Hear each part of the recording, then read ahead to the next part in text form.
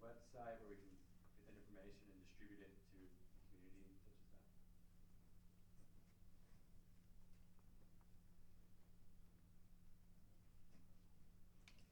I'm presuming that the contractor will be the lead on that sort of outreach and be able to organize, because there's so many work groups and there might be so many things going on.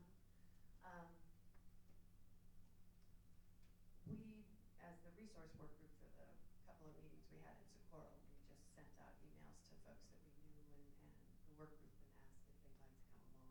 We assume this is a process.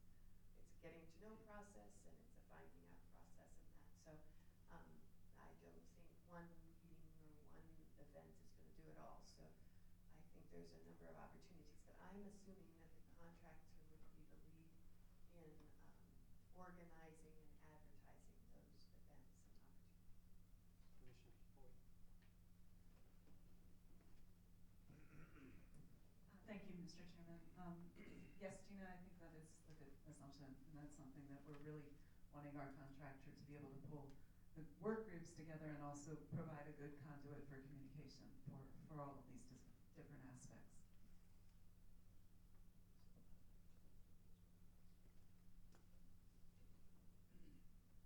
One more thing I would add is that, one, I would like to come to the 19th. I was hoping you would say that. Mandatory, because I think it's important for the work groups to understand and not assume that the contractor is going to be doing all of our work for us, and how best to communicate with them, and what roles they'll be taking and what roles we should take to augment and complement their work. So yes, I'll come to that, and I would encourage the other work group leads to do the same. Thank you. Thanks, Gina. Commissioner Maddox, I think you're next on the group, Design and Management Work Group. Sure.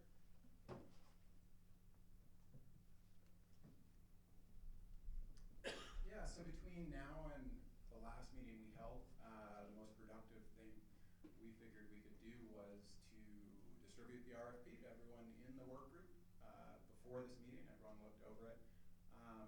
And we have a couple concerns and one question. I think the two largest concerns were, I think the document at large is very good and well thought out.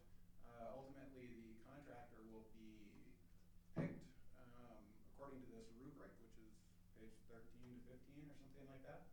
And there's not a great way to evaluate in an objective way whoever's making the bid, their past track record of public involvement, which in our assessment is absolutely key to the long-term viability of the Rio Grande Trail. It's one thing to lay it out, but it's another thing to keep it going over the lifetimes of everyone in this room. So I wanted to emphasize that point. There might not be a great way to assign points objectively for that, but just that it matters to our work group. The next point was that the RFP, like the original legislation creating this commission, was not super specific about listing the Rio Grande Trail as a multi-use, multimodal trail. And that matters to the people in our work group. We're composed of horsemen and bicyclists and hikers and runners. And so again, at this point, the RFP is out there. People are going to be applying based on the document as it exists. But again, that matters to our work group, that is part of the decision-making process. And so those are my two concerns. And my question would be on page 2, and this is specific to me as a member of the commission. It says that the Rio Grande Trail Commission will be working with the contractor in a coordinated way with the working groups, I'm wondering for people who are more involved in this process on a day-to-day level, what the expectation is, what that coordination looks like. It's vague to me, and I'm wondering if anybody has more clarity for coordination between the work groups and the contractor.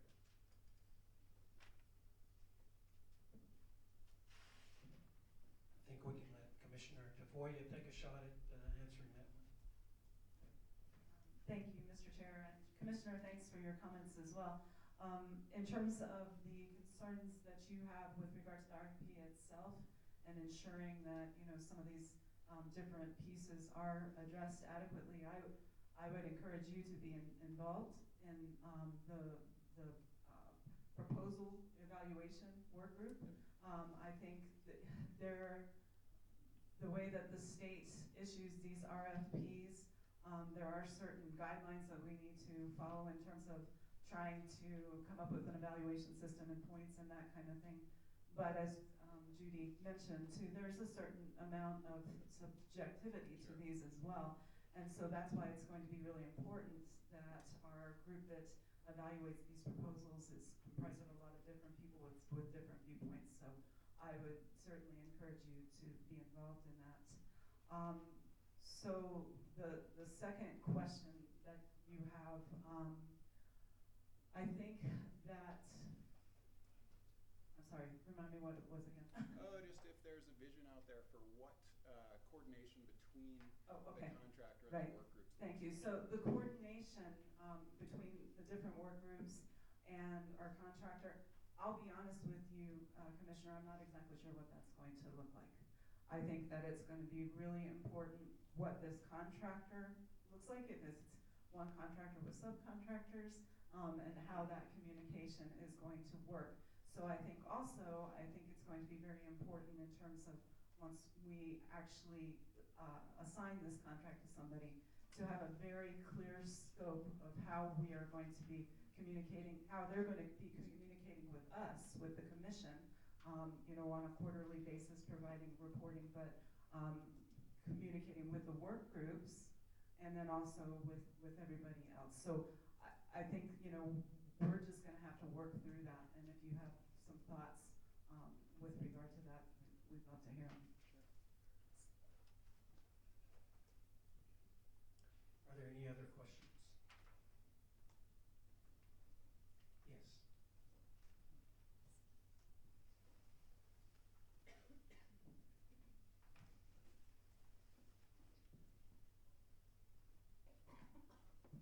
Hi, I'm Bruce Hickson from the U.S. Fish and Wildlife Service. Commissioner, on your design and management work group, can you explain exactly what the responsibility is of that group, the whole scope of it? I didn't quite, if you said it, I didn't get it. Sure. I guess I'll wait for the thing here. What is this? Oh, sure. I'm being handed a piece of paper that says, the clear definition is, the goal of this group is to, that's the user group. The goal of the group is to propose standards and guidelines for design and operation of the trail. It will also deal with safety and liability issues. So there's overlap between that and, you know, whoever's going to be doing the RFP, and that's what I was seeking clarity on in terms of coordinating. So, yeah. Yes, please.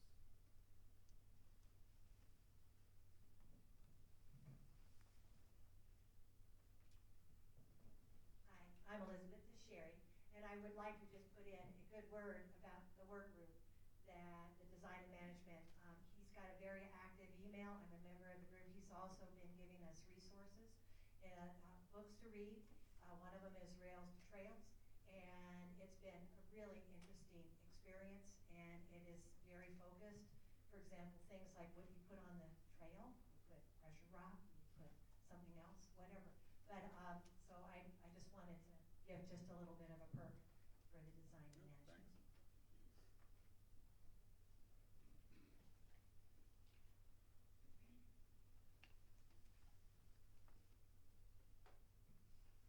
Any other questions? Thank you, Commissioner Max. Yep. We move next to the communications work group chaired by Commissioner Latham. I understand that they don't have a report today. That takes us to the interagency work group and Senator Steinborn. Thank you. So we are kind of intermittently working with jurisdictions as they contact us or as we need to reach out to them just because of the RFP and whatnot. But I can give you a little report on Mount Cristo Ray, and Secretary, this might be a little new to you, and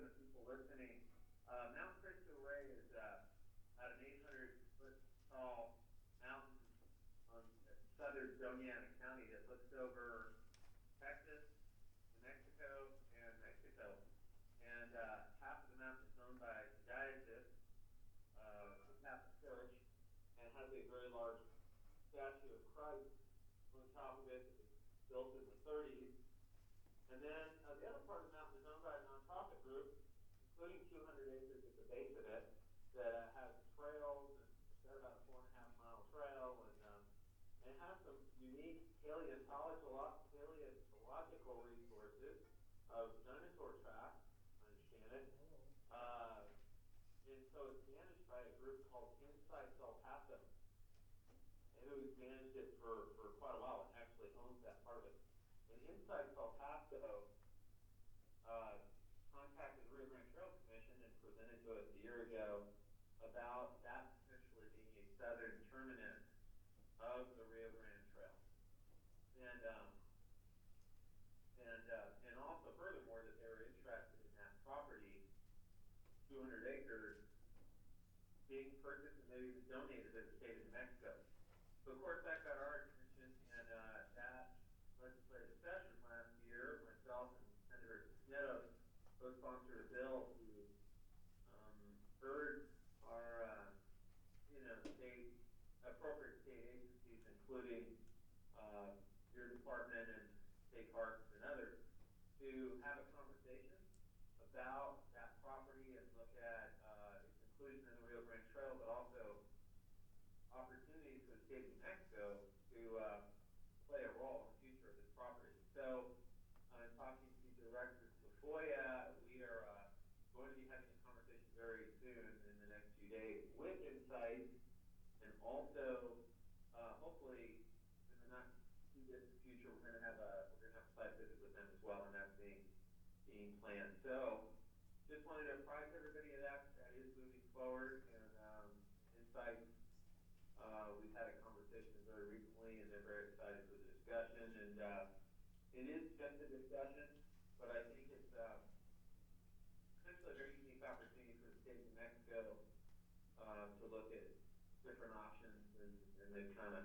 presented us with a very unique opportunity. So wanted to apprise everyone and be secretary about that, and answer any questions if anybody has any. Thank you, Senator. Are there any questions?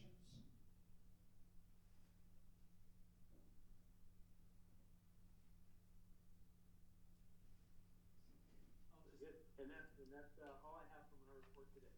Senator, we've got one